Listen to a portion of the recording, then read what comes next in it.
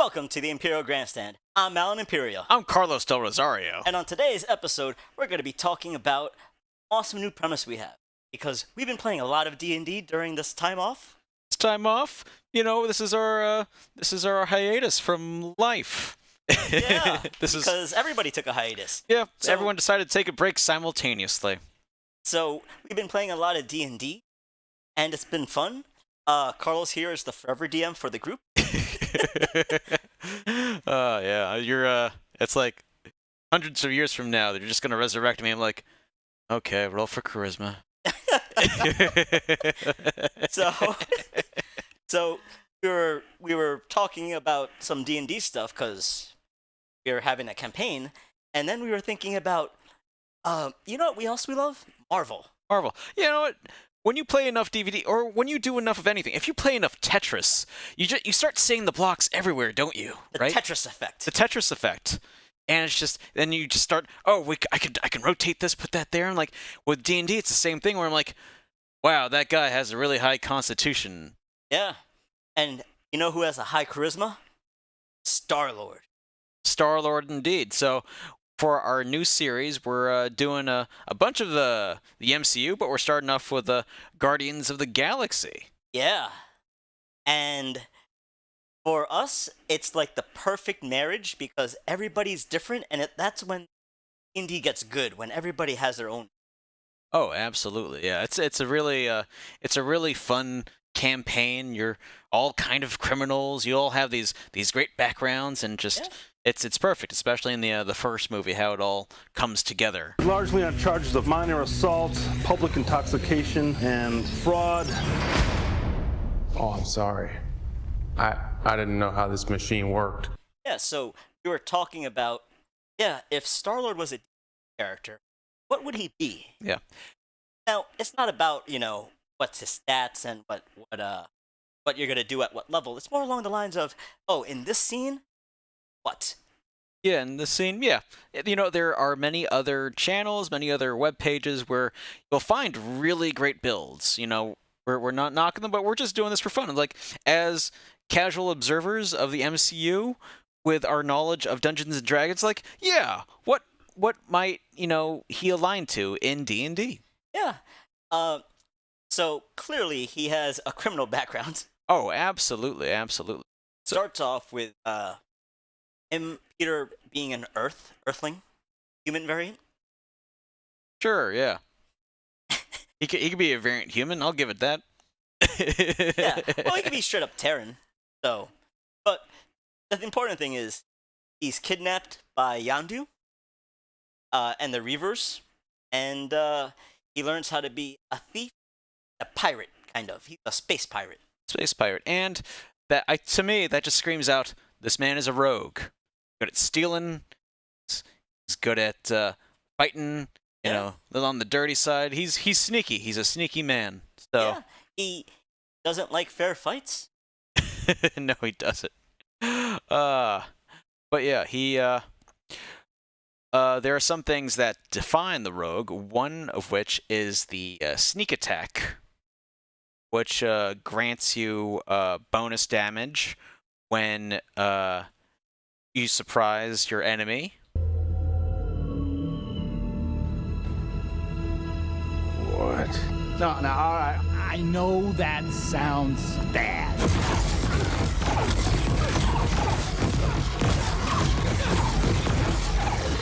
Or when one of your mates is standing next to the person you're attacking. No, you did not! Stop! And nice thing is, it just does a lot of damage, and it makes him somebody that's going to be a team player. Yes. Not like a tank. Yeah, he's usually... I say usually because he does go one-on-one with Ego in the end of the second movie, but that's a different story. But he's, not the one that goes one-on-one with an opponent. That's someone usually with a better constitution who's stronger. No, he's the rogue where it's like, all right, I will try to aim for them while they're occupied, while the opponent is occupied. Or I'm gonna surprise shoot them in the face. Exactly. another thing that is very rogue, having something called Thieves' Cant. Thieves can't. Now, I had to think of things where I'm like, where does he actually use Thieves Can't? And I could only think of one example. If you could think of other examples, feel free to mention them. Yeah, let us know in the comments. But there is a scene when Starlord rescues Gamora out of the vacuum in space in the first Guardians, and he's trying to convince Yondu not to kill him, and then he goes into His Thieves' Cant. his Thieves Can't, and like it's kind of a like a pirate twang, like a reaver twang. It's like his voice changes a bit. Hey, what do you say, Yondu, huh? Me and you taking down marks side by side like the old days.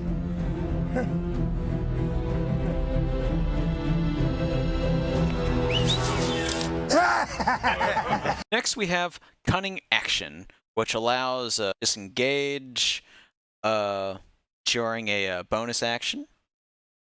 And the great thing is, it allows you to basically get in close and fight somebody without worrying about leaving that battle.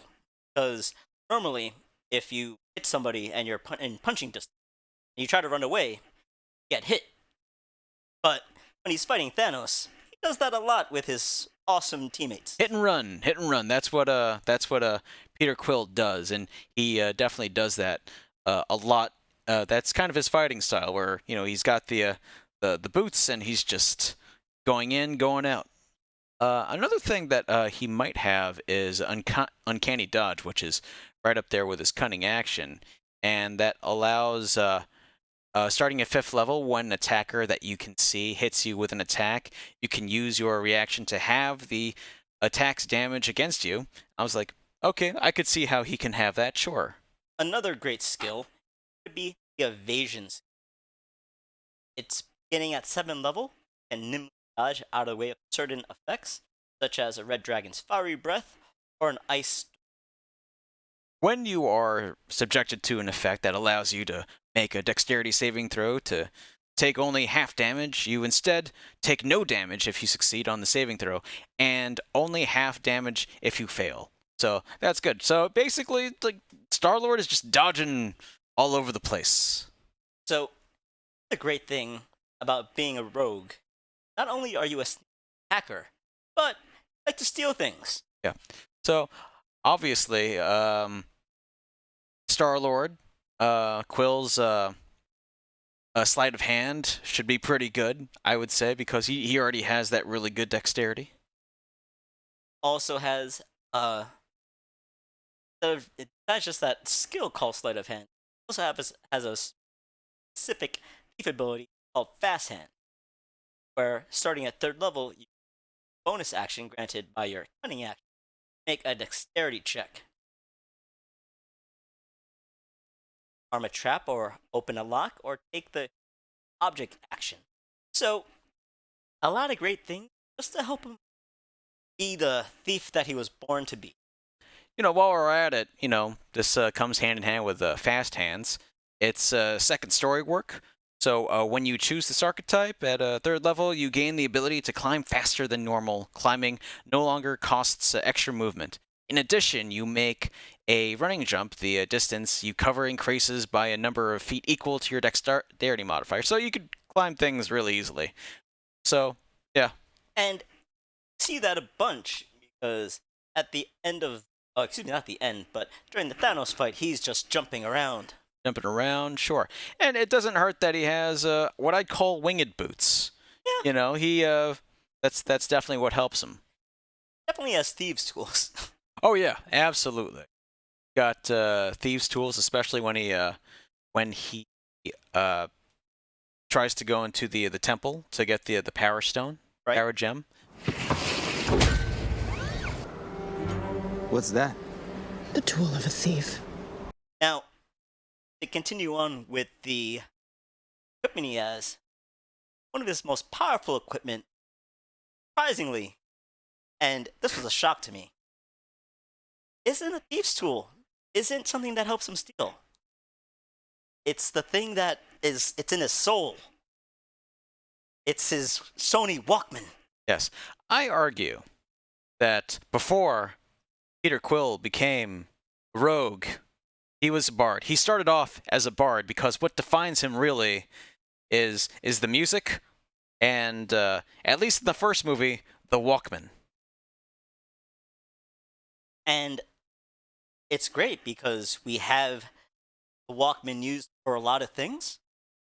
Obviously, you have him trying to do a bunch of persuasion checks with the Walkman. Yeah, I would say in lieu of a lute or some drums or a trumpet or whatever, my man, his instrument is his Walkman. And with that, his voice, because he sings karaoke. Yeah, absolutely.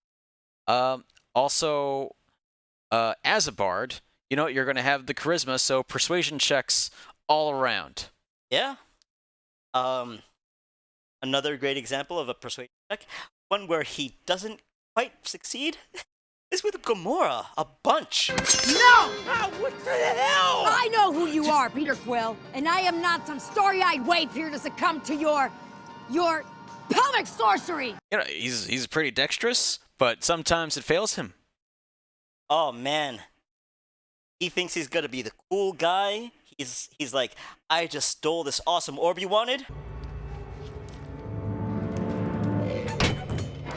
Ah, Peter. Yeah. Peter, the dice did not want you to succeed. No, it didn't.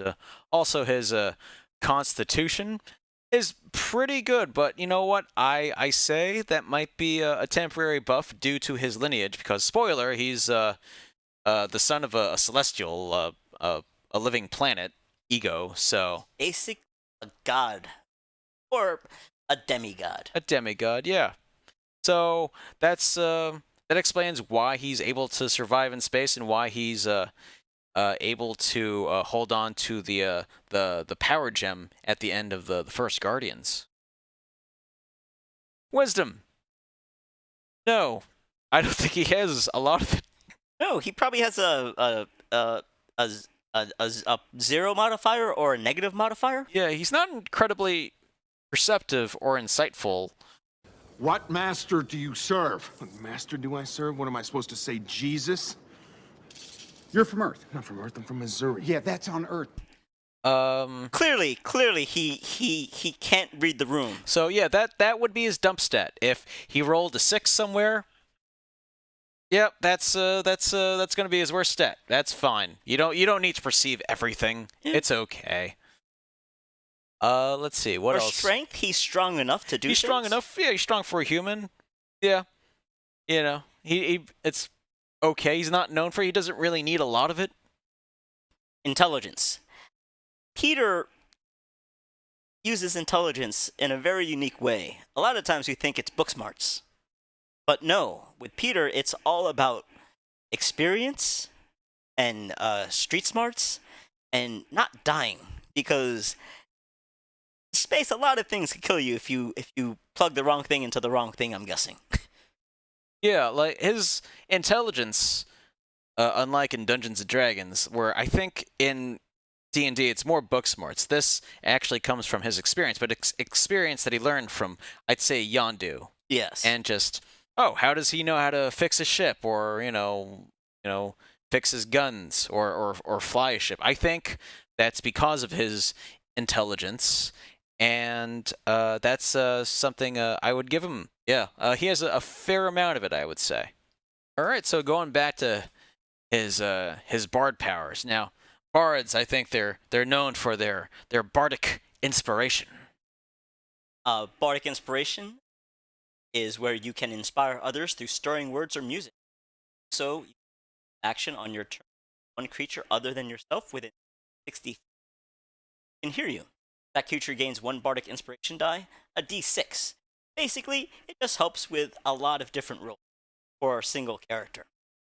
And beyond that, there's a feat you were talking about. I didn't know about this. Yeah, this is a feat that you could get either as a variant human or when you reach level 4 in lieu of more ability points. But there's the Inspiring Leader feat. You can spend 10 minutes inspiring your companions, shoring up their resolve to fight. When you do so, choose up to 6 friendly creatures each creature can gain temporary hit points equal to your level plus your charisma modifier. A creature can't gain temporary hit points from this feat again until it has finished a short or long rest. Now, a lot of people are saying, yeah, sure, I get why Peter could survive the power gem. And, yeah, he's half celestial. How did everybody else survive it? Yeah, it's the inspiring leader feat. Well, all except one. We are Groot. Yeah. But yeah, that was a choice. That was a choice. But yeah, he definitely uses the inspiring leader feat and or bardic inspiration. Choose either one. He's done them both. But Yes, but the nice thing with inspiring leader, it's 6 characters. Bardic inspiration is a single target. it's a single target. Yeah. Now I'm standing. You all happy? We're all standing up now. Bunch of jackasses standing in a circle. Another thing that a bard is known for, some bards choose to take it, some don't, but vicious mockery, which just sounds great, doesn't it? Oh, it's great.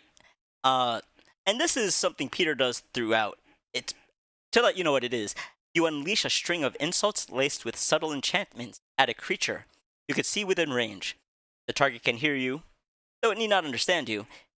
It must succeed a wisdom saving throw or take 1d4 of psychic damage, and has disadvantage on the next attack roll it makes before the end of its turn. I'm gonna blow that nutsack of a chin right off your face. Man, I just love how Disney's like, yes, Starlord, you're allowed to say. Yes. I'm not gonna say it, but he did. I wasn't paying attention. I was thinking of something else.